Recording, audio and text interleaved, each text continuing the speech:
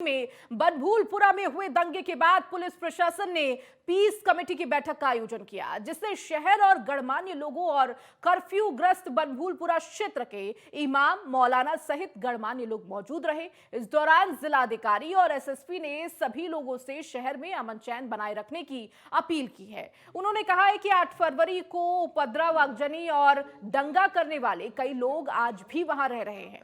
उन्होंने स्थानीय लोगों से अपील की है कि वो जिम्मेदार नागरिक बनकर उन लोगों को चिन्हित करने और प्रशासन के हवाले करने में मदद करें, जिन्होंने इस आगजनी और पूरे उपद्रव को अंजाम दिया है। इसकी निंदा करते हैं कि इसको जो है स्थिति सामान्य हो और पहले की तरह हम लोग इस जीवन वक्त यकीनन बहुत कीमती है। एसएसपी साहब मौजूद। अभी जो स्थितियां हैं वो सामान्य है, सभी जगह शांति है।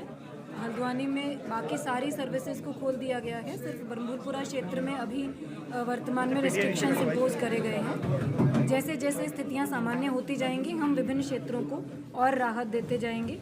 अभी हमारा पूरा फोकस ये है कि हल्द्वानी और जनपद के अन्य क्षेत्रों में भी कहीं किसी प्रकार की कोई प्रतिक्रिया ना हो। देखिए, अभी स्थिति जो सामान्य है। बनभूलपुरा क्षेत्र को छोड़ के बाकी क्षेत्र में हम लोगों को पता है कि कर्फ्यू जो है हटा दिया गया है। इसके साथ ही हमारे द्वारा जो एरिया है उसमें समय समय पर पेट्रोलिंग की जा रही है और एक फ्लैग मार्च हम लोगों ने किया था उसमें। तो अब वहाँ पर लोगों में एक विश्वास भी जगा है कि अब इस तरीके की घटना नहीं होगी। इसके साथ ही कुछ घरों में मतलब इस तरीके की सूचना आई थी कि अभी भी कुछ इस तरीके के हथियार या वो चीज़ें हो सकती है, उसकी तलाशी चल रही है। कुछ संदिग्ध लोग जो हैं वो पूछताछ के लिए बुलाए गए, उन लोगों से पूछताछ हो रही है। जो सीसीटीवी और बाकी एविडेंस उसके आधार पर बाकी संदिग्धों की पहचान करें हम लोग। हल्द्वानी हिंसा के बाद शासन प्रशासन मुस्तैद नजर आ रहा है। प्रशासन ने हिंसा के मास्टरमाइंड अब्दुल मलिक की संपत्ति से नुकसान की भरपाई का फैसला किया है। प्रशासन ने इस बाबत नोटिस भी जारी कर दिया है। इसके अलावा प्रशासन ने बनभूलपुरा में 127 हथियारों के लाइसेंस को रद्द किया है।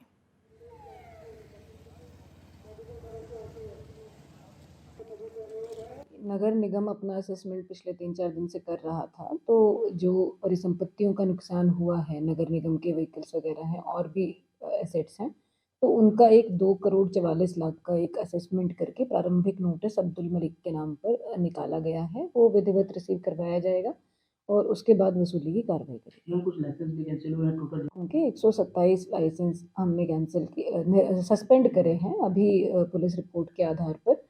उसके बाद उनको नोटिस वगैरह की प्रक्रिया होगी तो फाइनल कैंसिलेशन के उसके बाद। आगामी लोकसभा चुनाव को लेकर निर्वाचन आयोग तैयारियों में जुटी हुई है। देहरादून जिला निर्वाचन अधिकारी और डॉक्टर सोनिका ने ऋषिपर्णा सभागार कलेक्ट्रेट में अधिकारियों के साथ बैठक की है। बैठक में जिलाधिकारी ने लोकसभा चुनाव के मद्देनजर मतदान प्रतिशत बढ़ाए जाने के लिए बूथ स्तर पर जागरूकता कार्यक्रम करने के निर्देश भी दिए हैं। साथ ही उन्होंने सभी पर उप जिला अधिकारियों को अपने तहसील अंतर्गत कम मतदान प्रतिशत वाले बूथों को चिन्हित कर स्वीप एक्टिविटी कराते हुए लोगों को मतदान के लिए जागरूक करने का भी निर्देश दिया है।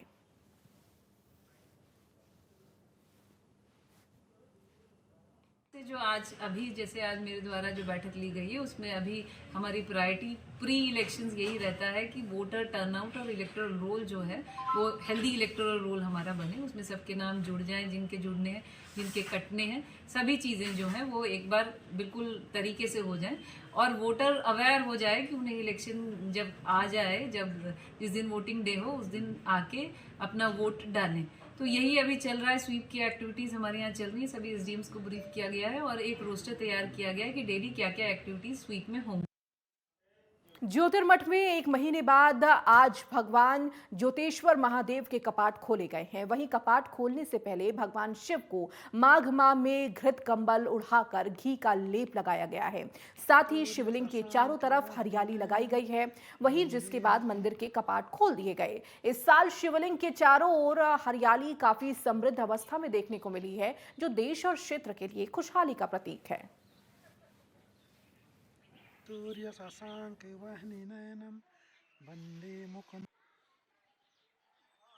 माघ के महीने जो है 1 महीना भगवान ज्योतिश्वर महादेव जो हैं उनका घृत कमल में रहते हैं और भगवान के कपाट जो है 1 महीना जो है माघ के महीने के लिए पूर्ण रूप से बंद कर दिए जाते हैं। ऐसा माना जाता है कि इससे कहकर क्षेत्र में जो है खुशहाली रहती है। और आज सवेरे जो है संक्रांति का दिन है, सवेरे 4 बजे भगवान ज्योतिरेश्वर महादेव का कपाट खुले और भगवान का रुद्राभिषेक किया गया।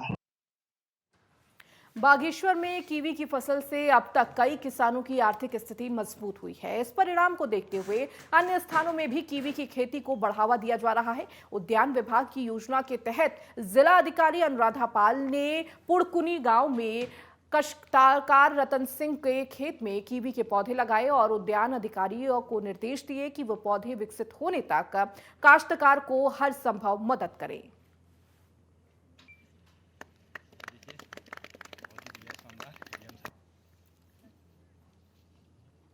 बागेश्वर एक कीवी के उसमें एक नया हब बन के सामने आ रहा है। बागेश्वर जो कीवी है उसका साइज, उसकी क्वालिटी पूरा हमारे देश भर में उसको पसंद किया जा रहा है।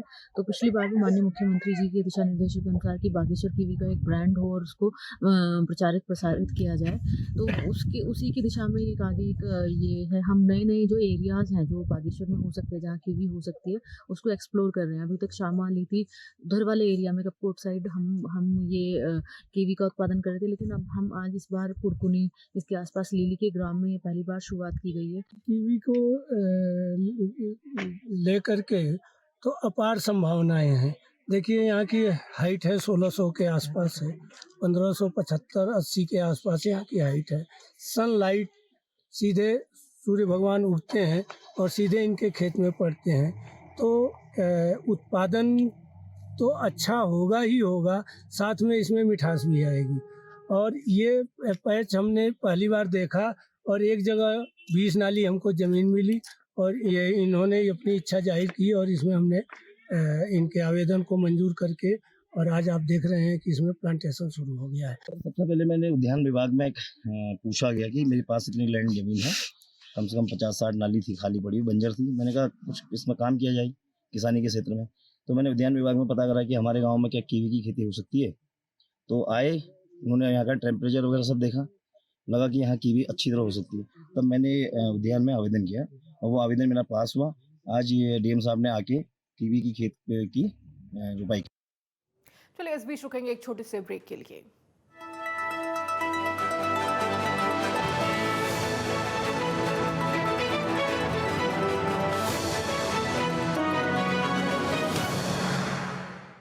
बागेश्वर के धपोला सेरा ग्रामीण स्कूल में शिक्षक ने नहीं पहुंचने पर ग्रामीणों में आक्रोश देखने को मिला है। शिक्षा अधिकारी कार्यालय पहुंचकर ग्रामीणों ने मुख्य शिक्षा अधिकारी को ज्ञापन सौंपा और शिकायत करते हुए बताया कि प्राथमिक विद्यालय धपोला सेरा में एक शिक्षक की तैनाती की गई थी। कार्यभार ग्रहण करने के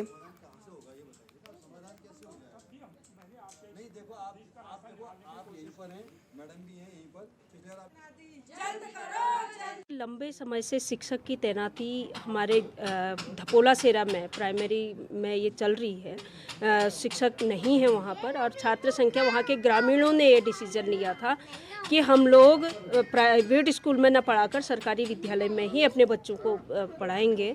तो शिक्षा विभाग की मैं कहूँगी कि नाकामी की वजह से उन बच्चों को जो है वहाँ से निकालना पड़ रहा है और उनके भविष्य के साथ वहाँ पर खेला जा रहा है, हमारे बच्चों के भविष्य के साथ।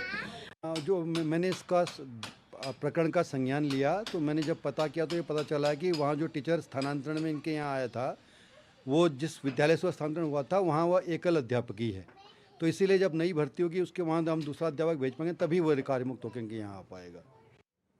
और इस बीच बड़ी खबर आपको दे दें, उत्तराखंड में फिर बदलेगा मौसम का मिजाज। मौसम विभाग ने जारी किया अलर्ट। तो 3 पहाड़ी जिलों में बर्फबारी बारिश का अलर्ट। उत्तरकाशी, चमोली, पिथौरागढ़ में अलर्ट जारी किया गया है। तो मौसम विभाग ने ये अलर्ट जारी किया है। तो 3 पहाड़ी जिलों में बर्फबारी और बारिश का ये अलर्ट है। उत्तरकाशी, चमोली और पिथौरागढ़ में बर्फबारी और बारिश का अलर्ट जारी हुआ है। तो देखिए लगातार बर्फबारी पहाड़ों पर देखने को मिल रही थी, लेकिन उससे थोड़ी राहत मिलते हुए और एक बार फिर से मौसम विभाग की तरफ से अलर्ट जारी किया गया है कि उत्तरकाशी, चमोली और पिथौरागढ़ ये 3 पहाड़ियां हैं जहां पर बर्फबारी और बारिश एक बार फिर से हो सकती है। तो मौसम के मिजाज में फिर से बदलाव देखने को मिलेगा। मौसम विभाग ने ये जानकारी दी है कि उत्तराखंड में एक बार फिर से मौसम का मिजाज बदलने वाला है। बर्फबारी और बारिश देखी जा सकती है। तो पहाड़ी इलाकों में बर्फबारी और बारिश होने की आशंका जताई गई है और इसके लिए मौसम विभाग ने अलर्ट जारी किया है।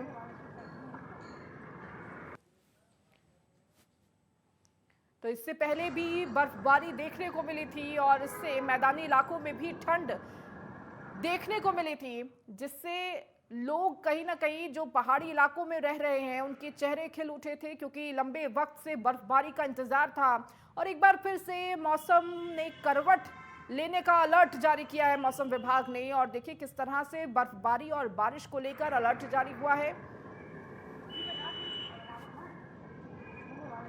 13 तारीख को उत्तराखंड के जो जो इंटीरियर डिस्ट्रिक्ट्स हैं जैसे उत्तरकाशी, चमोली, पिथौरागढ़, वहाँ पर कहीं कहीं बहुत हल्की से हल्की वर्षा और बर्फ़बारी मिल सकती है। तो 3500 मीटर या उससे अधिक ऊंचाई पे वहाँ पे 13 तारीख को जो है हल्की और बहुत हल्की बर्फ़बारी भी मिल सकती है।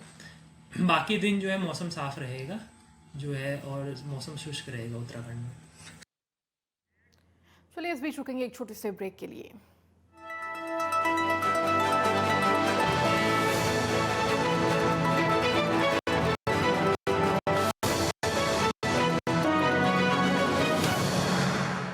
विश्व प्रसिद्ध जिम कॉर्बेट नेशनल पार्क और इससे लगने वाले वनों में हर साल देखने वाले लाखों पर्यटक देश विदेश से आते हैं। यहाँ के जंगल जैव विविधता का आनंद लेते हैं। इसके साथ ही पर्यटक कॉर्बेट पार्क के अलग अलग जोनों में जंगल सफारी का आनंद भी उठाते हैं।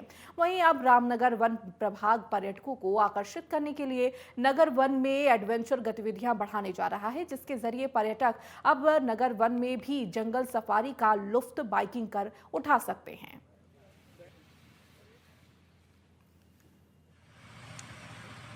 वहाँ पे एक एडवेंचर बाइकिंग का एक छोटा सा ट्रैक बनाएंगे और 3-4 ऐसे एडवेंचर एक्टिविटी जोड़ देंगे जो कि लोग इतने सारे जो पर्यटक आ रहे हैं उनके लिए कुछ और अनुभव, इसके साथ साथ जो बाहर से पर्यटक आ रहे हैं उनके लिए भी एक ऐसे स्थल बन जाए जहाँ के लोग आके यहाँ पर ये कर सकते हैं, एंजॉय कर सकते हैं।